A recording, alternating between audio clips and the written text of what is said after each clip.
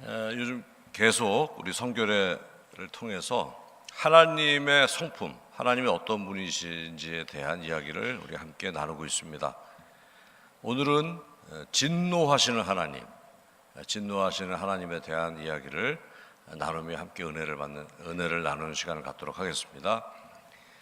진노하시는 하나님은 어떤 하나님이냐면 하나님의 선에 일치되는 것을 하나님이 사랑하시고 그와 반대로 악에 대해서 하나님께서 미워하신다는 것입니다. 그러니까 하나님과 선과 일치되는 것은 하나님께서 사랑하시고 그와 반대로 악을 하나님께서 미워하신다. 그래서 이걸 총체적으로 바로 이렇게 하시는 하나님을 진노하시는 하나님이다라고 여러분이 기억하시면 되겠습니다. 조금 더 제가 설명을 드리자면 하나님이 이 세상을 창조하신 다음에 하나님께서 하신 말씀이 있습니다. 창세기를 보면 세상을 창조하시고 계속 이런 말씀을 하셨어요. 하나님이 보시기에 좋았더라. 그래서 하나님 입장에서 본다면 하나님이 이렇게 말씀하셨다는 거죠. 아, 보기 좋다. 아, 보기 좋다. 이렇게 세상을 말씀으로 창조하시면서 그렇게 하나님께서 말씀하셨다는 거예요. 그렇게 하나님이 보기에 좋다고 하는 것, 하나님이 보시기에 좋다고 하는 것, 그것이 바로 우리 그리스도인들이 말하는 선입니다. 선. 여러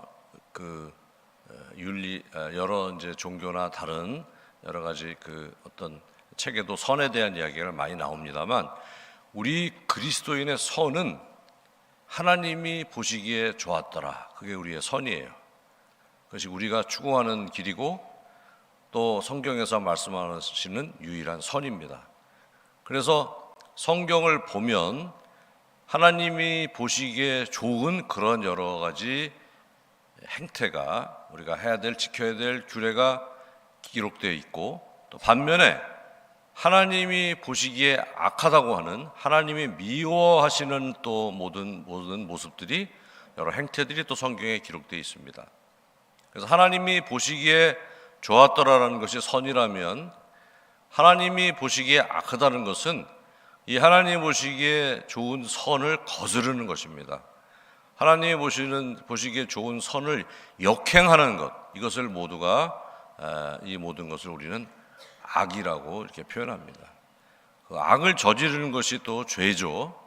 그래서 하나님이 보시기에 좋은 선과 하나님이 보시기에 좋지 않게 여기는 그 악, 이 두 가지에 대해서 반드시 하나님은 선에 대한 상을 주시고 복을 주시고 반드시 그 악에 대해서 심판하신다. 그에 상응하는 심판을 하신다는 것이 바로 진노하시는 하나님을 이해하는 우리의 바른 이해가 될 것입니다. 이런 이해를 가지고 있는 진노하시는 하나님을 아는 성도는 이제 마땅히 살아야 될 삶이 있습니다. 오늘은 제가 두 가지를 여러분들에게 내용을 나누고자 합니다. 첫 번째로 진노하시는 하나님을 잘 아는 그리스도인은 하나님의 법대로 살아갑니다. 하나님의 법대로 삽니다. 그 노래를 아주 잘하는 가수 중에서 임재범이라는 그런 가수가 있어요. 그 가수가 이제 부른 살아야지라는 제목의 곡이 있습니다. 혹시 들어보신 분 있으세요? 살아야지라는 제목이 살아야지예요. 살아야지. 가사를 제가 좀 읽어드릴게요. 상당히 중년 이후에 분들에게는 공감이 가는 그런 내용이 이 가사에 많이 담겨 있습니다. 제가 읽어드릴게요. 산다는 건 참 고단한 일이지. 지치고 지쳐서 걸을 수 없으니 어디쯤인지 무엇을 찾는지 헤매고 헤매다 어딜 가려는지 꿈은 버리고 두 발은 딱 붙이고 세상과 어울려 살아가면 되는데 가끔씩 그리운 내 진짜 인생이 아프고 아파서 참을 수가 없는 나 살아야지. 삶이 다 그렇지. 춥고 아프고 위태로운 거지. 꿈은 버리고 두 발은 딱 붙이고 세상과 어울려 살아가면 되는데 날개 못 펴고 접어진 내 인생이 서럽고 서러워 자꾸 화가 나는 나. 살아야지. 삶이 다 그렇지. 작고 외롭고 흔들리는 거지. 꿈도 있고 멋지게 살고 싶은데 이와는 대조적으로 초라하고 춥고 아프고 위태로운 현실 앞에서 날개 한번 높여고 접힌 그 인생이 생각하면 서럽고 화가 나는데 그래도 꿈은 버리고 세상과 어울려 살아갈 수밖에 없다라는 그런 이 작사자의 그런 고백이 이 곡에 실려 있습니다. 그냥 살아야지. 그래도 어떡하나. 나이가 들면서 서글퍼지는 인간의 모습을 잘 표현한 그런 가사라고 저는 생각합니다. 거기다 이 가수가 워낙에 노래를 잘 부르는 가수라 이 곡을 직접 들으면 굉장히 정말 그 인생이라는 것, 우리 인생이라는 것에 대해서 다시 한번 생각하게 하는 그런 곡입니다.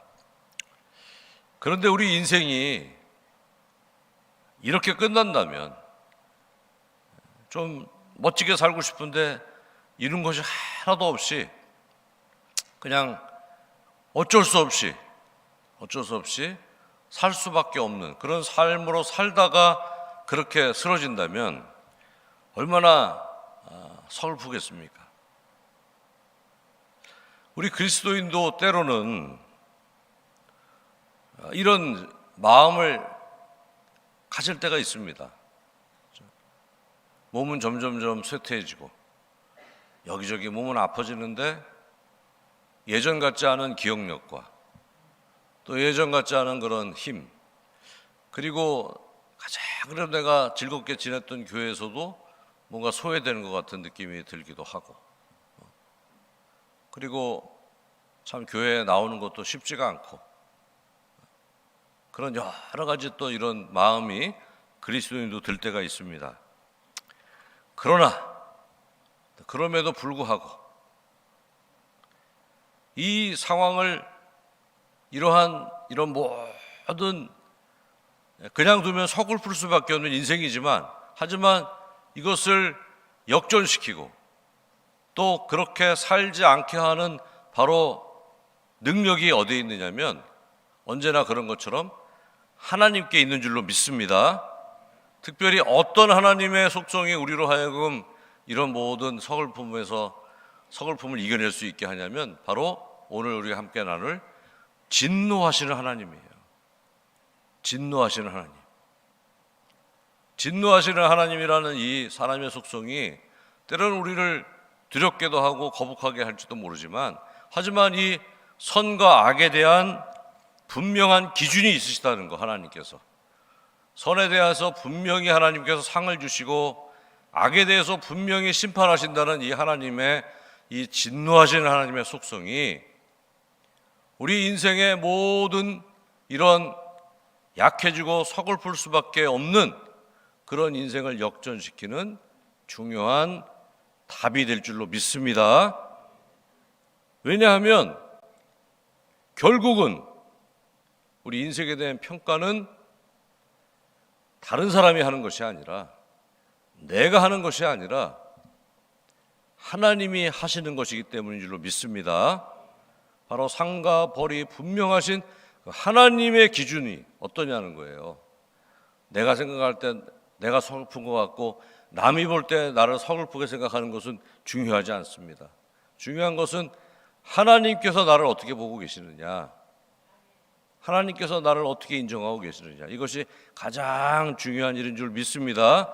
그런 면에서 죄를 기뻐하지 않으시고 선을 기뻐하시는 그 진노하시는 하나님이 바로 우리에게 가장 귀한 그런 삶의 능력이요, 우리가 하나님을 믿는 그런 자랑이 될 줄로 믿습니다.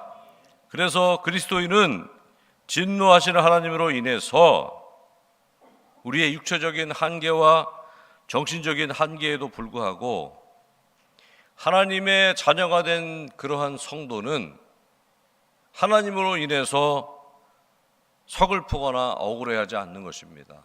그리고 더 나아가서 성경 말씀에 따라 우리는 기꺼이 하나님의 법대로 살게 되는 줄로 믿습니다. 이 하나님의 법대로 사는 자는 결국은 전혀 억울하거나 서글프지 않은 인생이 될 수 있기 때문에 심판하시는 하나님 앞에서 복을 받게 되기 때문에 우리는 기꺼이 하나님의 법을 따라 사는 줄로 믿습니다. 그래서 사도 바울은 디모데후서 2장 5절에서 이렇게 증거합니다. 경계하는 자가 법대로 경계하지 아니하면 승리자의 관을 얻지 못할 것이라. 다시 말해서 법대로, 하나님의 법대로 경주를 하면 하나님이 수여하시는 승리자의 관이, 면류관이 우리를 기다리고 있다는 것입니다. 믿습니까? 이것이 우리의 믿음이에요. 부연해서 히브리서 12장 1절과 2절 말씀은 이렇게 증거합니다. 이러므로 우리에게 구름같이 둘러싼 허다한 증인들이 있으니 모든 무거운 것과 얽매이기가 쉬운 죄를 벗어버리고 인내로써 우리 앞에 당한 경주를 경주하며 믿음의 주여 또 온전케 하시는 이인 예수를 바라보자. 저는 그 앞에 있는 즐거움을 위하여 십자가를 참으사 부끄러움을 개의치 아니하시더니 하나님 보좌 우편에 앉으셨느니라. 이 말씀을 조금 자세히 설명하면요, 이런 말씀이에요. 우리 앞에 이미 하나님의 법대로 살아, 그래서 구원받았고 하나님 나라에 계신 많은 신앙의 선배들이 있습니다. 우리 교회도 그렇게, 우리 교회에서 같이 신앙생활 하시다가 믿음으로 사시다가 지금 천국에 가신 우리의 선배 신앙인들이 계시죠. 그분들 뿐만 아니라 이 세상에 살던 많은 믿음의 선배들이 지금 하나님 나라에 계신데, 우리가 하나님의 법대로, 구원받은 우리가 하나님의 법대로 열심히 그렇게 고난을 마다하지 않고 살고 살아내면 마지막 우리의 결승선에서, 마지막 그 자리에 바로 그 우리의 신앙의 선배들이 구름대처럼 몰려와서 박수를 치며 내가 살아낸 그 말씀대로 살아낸, 하나님의 법대로 살아낸 일에 대해서 증인이 되셔서 그렇게 그 자리에서 우리의 천국 입성을 기뻐하신다는 그런 말씀입니다.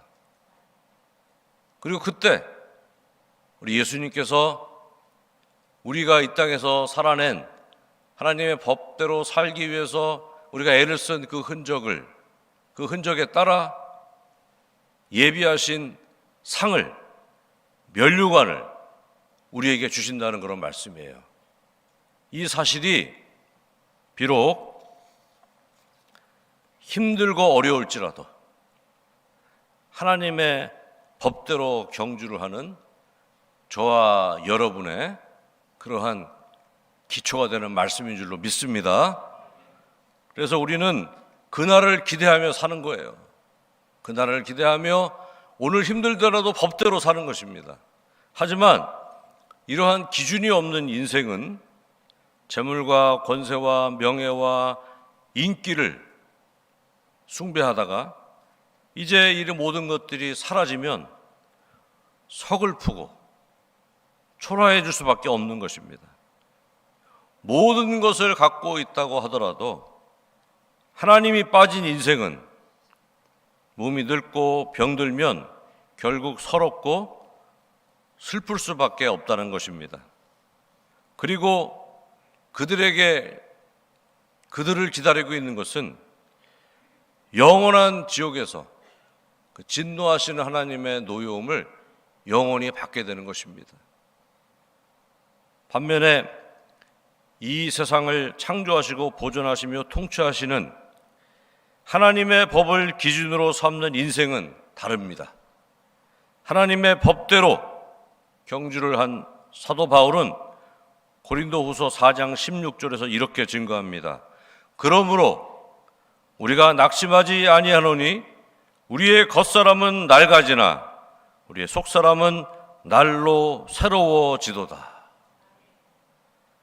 믿음의 사람은 아무리 사업이 망하고 늙고 병들어도 그러나 하나님의 법대로 사는 사람의 속사람은 날로 새로워진다는 그런 말씀입니다. 사랑하는 성도 여러분,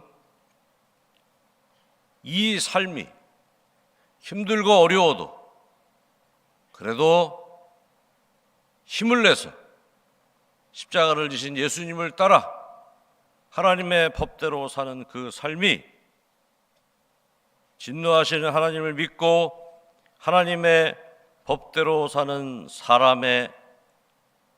사람이 누리는 축복인 줄로 믿습니다. 하나님의 법대로 사는 사람은 겉사람은 늙어도 속사람은 날로 날로 우리 주님이 주시는 그러한 귀한 천국의 상급으로 새로워지는 줄로 믿습니다. 매일, 어쩌면 매일 우리가 연세가 드시는 것은 천국이 가까운 거예요. 이 사실은 결코 우리 그리스도인에게는 슬픔이 아닌 줄로 믿습니다. 기쁨이에요. 이 세상에 살다가 지옥을 가는 사람에게는 이 세상 마지막이 가장 큰 슬픈 날이지만 예수님 믿는 우리는, 하나님의 법대로 살아가는 우리는 바로 천국에 가까워지는 이 시간들이 더 우리에게 기쁨이 되는 줄로 믿습니다. 힘들고 어려울지라도 제가 우리 교회에도 제가 보기에 참 고난을 이겨내고 계신 많은 분들이 있습니다. 그러나 힘드시더라도 기쁘게 하나님의 법대로 하루하루를 잘 살면서 이겨내 주시기를 주의 이름으로 부탁드립니다. 반드시 그에 대한 상이, 힘들고 어려워도 말씀을 붙잡고 말씀대로 살려고 몸부림치는 그 삶에 대한 상급이 있을 줄로 믿습니다. 그 사실을 믿고 믿음의 경주를 법대로 해주시기를 주의 이름으로 부탁드립니다. 두 번째로, 진노하시는 하나님을 잘 아는 그리스도인은 기회가 있을 때 회개합니다. 진노하시는 하나님은 노하기를 더디하시는 하나님이십니다. 시편 103편 8절과 9절 말씀 보면 여호와는 긍휼이 많으시고 은혜로우시며 노하기를 더디하시고 인자하심이 풍부하시도다. 자주 경책하지 아니하시며 노를 영원히 품지 아니하시리로다. 그랬습니다. 진노하시는 하나님은 진노를 하시고 악에 대해서 벌을 주시지만, 그러나 그 하나님은 그 진노를 지연시키시며 인간이 악에서 나오기를 기다리고 계십니다. 그러나 그 기회가 언제까지인지는 우리는 아무도 모릅니다. 예수님이 다시 오시는 날 그 모든 기회가 끝날 것입니다. 또 하나, 우리 인생은 한치 앞을 모르는 게 우리 인생이지 않겠습니까? 그렇기 때문에 기회가 있을 때 하나님의 진노에서 벗어나야 할 줄로 믿습니다. 하나님의 진노에서 벗어날 길에 대해서, 그리고 하나님의 진노를 받는 것이 무엇인지에 대해서 오늘 성경 말씀 우리에게 잘 보여주고 있습니다. 오늘 본문은 하나님이 보시기에 악한 것에 대해서 경건치 않은가 불의라고 이렇게 표현하고 있습니다. 경건치 않은가 불의. 경건치 않음은 하나님에 대하여 바르지 못한 태도를 갖는 것입니다. 이것이 경건치 않음이에요. 불의는 사람에 대해서 경건치 않은 태도를 갖는 것입니다. 원죄를 안고 태어난 인간은 태생적으로 본능적으로 하나님을 거절합니다. 이렇게 거절한다는 의미는 안다는 의미도 돼요. 하나님을 알기 때문에 거절하는 것입니다. 그래서 오늘 성경 말씀은 하나님을 알만한 것이 저희 속에 보인다라고 이야기합니다. 하나님이 알만한 것을 주셨다는 거예요. 하나님을 알 수 있을 만한 것을 희미하게나마 알 수 있게 해주셨다는 거예요. 그 아름이 분명히 있는데 그것을 가지고 하나님을 거절한다는 것입니다. 끝까지. 동서고금을 막론하고 모든 사람에게는 도덕적 가치가 있고 이 가치와 충돌할 때 후회하는 감정 또한 있습니다. 매우 흡사한 이 도덕적 가치, 온 세계에 다 비슷한, 나라마다 비슷한 그런 도덕적 가치가 있어요. 그런데 이 도덕적 가치를 변별하는 인간의 의식을 뭐라 그러냐면 양심이라고 이야기합니다. 양심. 그래서 믿음은 없더라도 양심들은 다 있어요. 어느 정도. 그래서 비슷한 그런 규칙들이 있습니다. 나라마다. 이 양심을 통해서 어렴풋이나마 하나님이 좋아하시는 선과 하나님 미워하시는 악을 알게 하셨다는 거예요. 인간들에게. 그런데 굳이 거절을 합니다. 하나님이 알만한 것을 이렇게 양심이라는 걸 통해 주셨는데 거절해요. 대자연의 법칙을 통해서 하나님이 계시다는 것을 알만한 그런 모든 표식을 주셨는데 또 거절을 해요. 그리고 하나님이 있어야 될 자리에 다른 존재를 올려놓고 숭배를 합니다. 돈과 권세와 명예와 쾌락과 온갖 욕심을 하나님 자리에 대신 올려놓고 숭배를 하면서 하나님에 대하여 바르지 못한 태도를 보입니다. 이것이 바로 경건하지 않은 죄예요. 그리고 이렇게 하나님 앞에 바르지 못한 태도를 보이는 사람은 다른 사람에게도 바르지 못한 태도를 보일 수밖에 없습니다. 이것을 불의라고 합니다. 미워하고 시기하고 다투고 속이고 빼앗고 죽이는 일까지 온갖 불의를 저지르며 살게 되는 것입니다. 이렇게 하면서 하나님의 진노를 머리에 계속 쌓고 사는데 이 사실에 대하여 예레미야서 30장 23절은 이렇게 증거합니다. 보라, 여호와의 노여움이 일어나 폭풍과 회오리 바람처럼 악인의 머리 위에서 회오리 칠 것이라. 하나님의 진노가 계속 쌓이는 거예요, 머리 위에. 근데 이 무게가 막 늘어나는 겁니다. 진노의 무게가 늘어나는 거예요. 폭풍과 회오리처럼 그 진노가 머리 위를 막 무게를 누르는데도 끝까지 회개하지 않는 것입니다.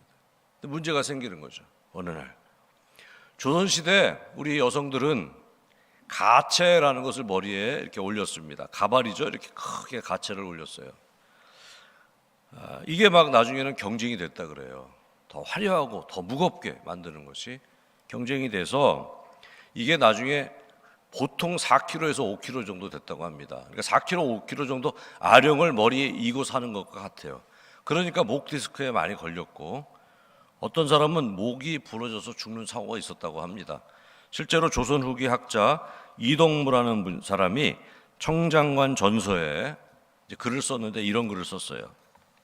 요즘 한 부잣집 며느리가 나이 13살에 가채를 얼마나 높고 무겁게 하였던지 시아버지가 방에 들어가자 갑자기 일어서다가 가채에 눌려 목뼈가 부러졌다.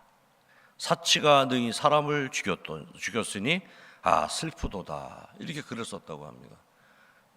이 가채 때문에 목이 부러진 거예요. 갑자기 시아버지가 들어오니까 당황해서 일어나서다가. 영적으로도 우리가 하나님의 진노를 계속 머리에 쌓다 보면 언제 우리가 이렇게 영적인 죽음을 맞이하게 될지 모릅니다. 그날은 더 이상 이제 그 이후엔 기회가 없는 거예요.